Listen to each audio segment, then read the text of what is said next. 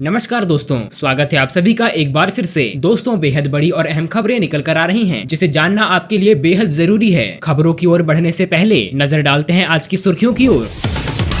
3 और महीनों के लिए टली ईएमआई, मॉरेटोरियम को 31 अगस्त तक बढ़ाया। जी हां दोस्तों, होम लोन, पर्सनल लोन, वाहन कर्ज की ईएमआई चुका रहे लोगों के लिए आरबीआई ने फिर से राहत दी है। क्या कुछ अपडेट है, जानेंगे आगे विस्तार से। इसी के साथ ही रेलवे ने जारी की 1 जून से चलने वाली 200 ट्रेनों की लिस्ट। 21 मई से टिकट बुकिंग शुरू। इसी के साथ ही आज से डाकघर में भी बुक करा सकते हैं रेलवे टिकट। स्टेशन पर काउंटर भी खुले हैं। कॉमन सर्विस सेंटर से भी टिकट बुक और कैंसिल कराने की सुविधा। इसी के साथ ही एक साथ 2 डिग्री के कोर्स कर सकेंगे छात्र। यूजीसी ने दी मंजूरी। जी हाँ दोस्तों, अब छात्र जल्द ही एक साथ 2 डिग्री के कोर्स कर सकेंगे। विश्वविद्यालय अनुदान आयोग यूजीसी ने इस आशय के प्रस्ताव को मंजूरी दे दी है। जानेंगे क्या कुछ है पूरी खबर। इसी के साथ ही सरकार ने 7 कैटेगरी में तय किए हवाई जहाज के टिकट के दाम। दिल्ली से पटना का किराया 3000 से 9000 रुपए। जानेंगे आगे पूरी खबर विस्तार से। इसी के साथ ही सरकार तय करेगी फ्लाइट्स का किराया। केवल एक चेक इन बैग ले जा सकेंगे यात्री। बने रहिए वीडियो में, जानेंगे पूरी खबर आगे विस्तार से। खबर में आगे बढ़ने से पहले वीडियो को लाइक और चैनल को सब्सक्राइब कर दीजिए। तो दोस्तों, बढ़ते हैं पहली खबर की ओर।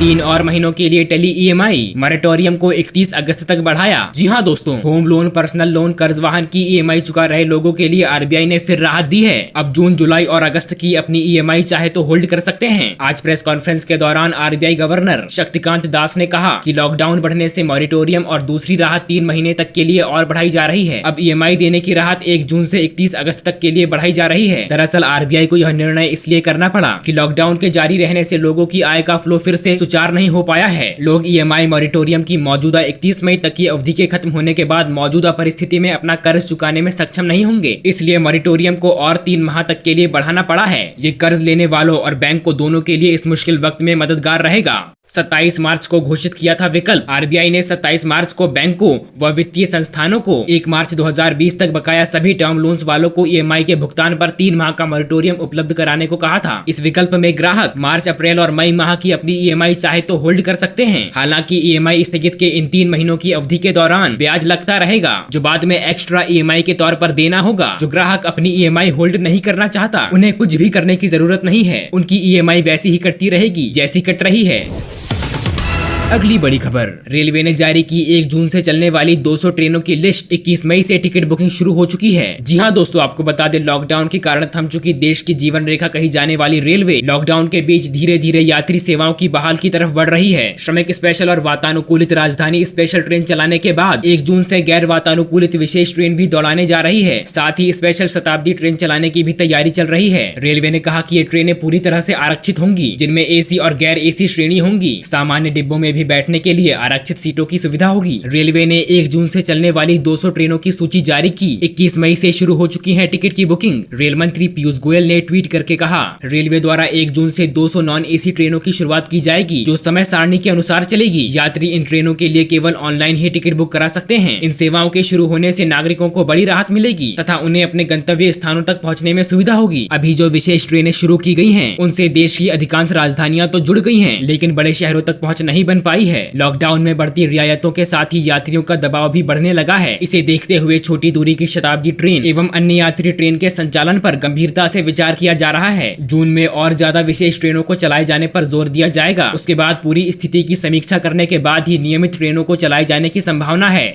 यात्री सेवा से जुड़े कई अहम फैसले। रेलवे ने अभी तक जो विशेष ट्रेनें चलाई हैं और जिन्हें शुरू करने की घोषणा की है, उनसे यात्रियों का दबाव कम होने वाला नहीं है। विशेष राजधानी ट्रेन में बहुत ज्यादा दबाव बढ़ गया है, इसलिए शताब्दी विशेष ट्रेनों को चलाए जाने पर विचार हो रहा है, ताकि सामाजिक दूरी के साथ ज्यादा लोगों को सुविधा दी जा सके। साथ ही छोटी दूरी के यात्रियों को भी इससे लाभ मिल सकेगा। सूत्रों के अनुसार आगामी दिनों में रेलवे बोर्ड विभिन्न स्तरों पर स्थिति की समीक्षा करेगा और यात्री सेवाओं से जुड़े कई महत्वपूर्ण फैसले ले सकता है।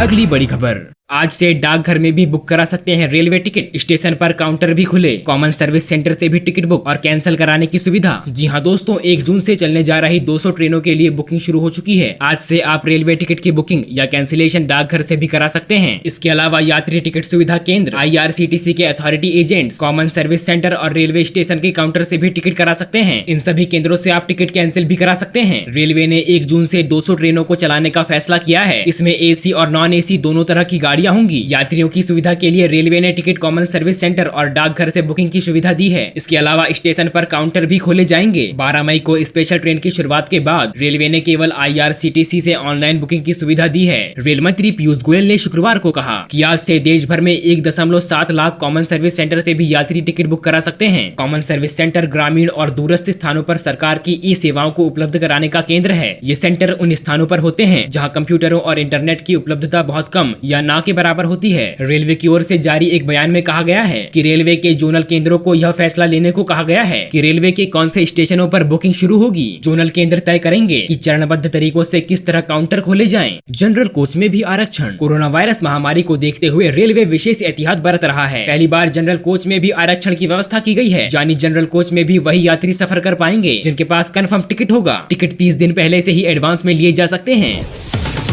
अगली बड़ी खबर, सरकार तय करेगी फ्लाइट्स का किराया, केवल चेक इन बैग ले जा सकेंगे यात्री। जी हां दोस्तों, आपको बता दें घरेलू यात्री उड़ान सेवा 25 मई से फिर शुरू करने की घोषणा के एक दिन बाद नगर विमान मंत्रालय ने गुरुवार को विमान कंपनियों, हवाई अड्डों, यात्रियों तथा अन्य पक्षकारों के लिए हवाई किराए से लेकर बैग की संख्या तय करने समेत कई दिशा निर्देश जारी किए। मंत्रालय ने कहा कि हवाई किराए की न्यूनतम एवं अधिकतम सीमा निर्धारित करेगा और विमान कंपनियों को कोविड-19 महामारी के दौरान इनका पालन करना होगा। उन्होंने कहा शुरुआत वाले दिन 25 मई को लगभग 1/3 की अनुमति होगी। मंत्रालय ने कहा कि यात्रियों को उड़ान के निर्धारित समय से कम 2 घंटे पहले हवाई अड्डे पहुंचना होगा और बैग चेक इन करा चुके यात्रियों को ही टर्मिनल में प्रवेश दिया जाएगा। उसने कहा कि केवल चेक इन बैग ले जाने की इजाजत होगी और विमानों में एयरलाइन कंपनियां खान पान की सुविधा नहीं देगी। गौरतलब है कि कोरोना वायरस की वजह से लगे लॉकडाउन के कारण 25 मार्च से व्यावसायिक यात्री उड़ानों का संचालन निलंबित है। दिशा निर्देशों में कहा गया है कि यात्रियों को हवाई अड्डे पर धीमी गति का सामना करना पड़ सकता है, इसलिए वे एन वक्त पर पहुंचने से बचें। इसमें कहा गया है वर्तमान हालात के मद्देनजर यात्रियों को टर्मिनल में प्रवेश करते वक्त सुरक्षा उपकरणों को पहनना होगा। इसी के साथ ही उन्हें पूरी यात्रा के दौरान मास्क पहनकर रखना होगा। इसमें कहा गया है कि निषिद्ध क्षेत्रों में रह रहे लोगों को यात्रा नहीं करनी चाहिए। कोविड-19 से संक्रमित पाए गए लोगों को यात्रा करने की अनुमति नहीं होगी। मंत्रालय ने दिशा निर्देशों में कहा यात्रियों से उम्मीद की जाती है कि वे आरोग्य सेतु ऐप के जरिए अपनी सेहत के बारे में प्रमाणित करें अतः स्व घोषणा पत्र भरें। इसमें कहा गया है कि बुजुर्ग लोग जिन्हें सेहत संबंधी अन्य समस्याएं हैं, गर्भवती महिलाओं तथा सेहत संबंधित अन्य परेशानी से गुजर रहे लोगों को हवाई यात्रा नहीं करने की सलाह दी गई है। दिशा निर्देशों के अनुसार विमान उड़ान के समय से 60 मिनट पहले यात्रियों की बोर्डिंग शुरू हो जाएगी और प्रस्थान समय से 20 मिनट पहले बोर्डिंग गेट बंद हो जाएगा। नगर विमान मंत्री हरदीप सिंह पुरी ने बुधवार को घोषणा की कि घरेलू यात्री उड़ानों को 25 मई से क्रमिक तरीके से बहाल किया जाएगा।